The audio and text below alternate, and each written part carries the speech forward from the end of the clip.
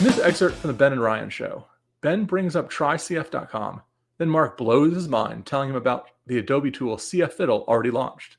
And then Mark tells us a little secret about even more coming to CF Fiddle. So let me ask you this, only because it feels like something that would be relevant but adjacent to the corporate site itself. So I know that there is I think it's called TryCF.com, where someone, is it Russ Michaels who hosts that, where it's just like a REPL kind of, you can paste thing in and say like run this in version 2023 or 2021, and it'll just run it.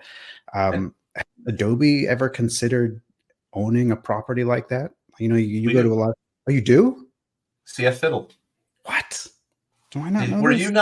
Were you not at, oh my gosh, 2017 or 2016? We announced CF Fiddle. We have been running CF Fiddle for a long time. So is the it cffiddle.org?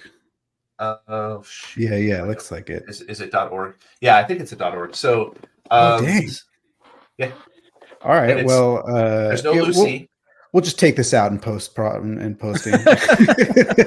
No, but you make a really good point, and something I guess I can maybe announce here is that we internally are really looking to leverage CF Fiddle a lot more for doing things like allowing people to try out new features, right? Potentially, maybe even being able to do some beta stuff on it if we can get around.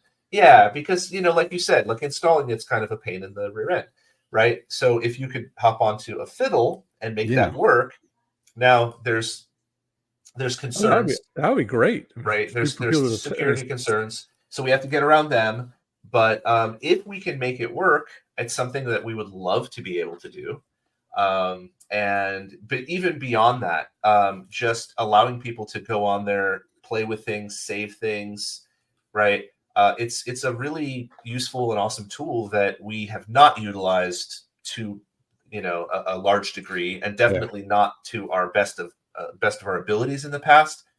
And we're now looking to see what we can do with it within the scope of, what we're allowed to. Now, on the bright side of that is run by a third party.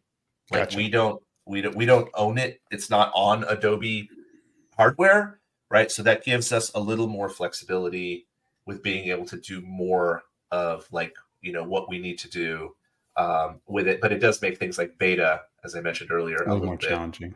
It's challenging. Yeah. We have to tread that fine line legally and for liability. Like stupid things get in the way, like saving someone's code and then making sure that code is in a place that's being backed up or in a place that's like locked down, like that people aren't saving their API keys in it. Right. Like some of this stuff, I'm like, you guys, okay, guardrails are one thing, but if you're hiking the volcano, don't get near the edge. What are you doing? It's day one stuff. Right. This is table stake stuff. And yet we all know that one of the most fun things to do is to go looking through old commits in GitHub and finding everyone's API keys, because people do that.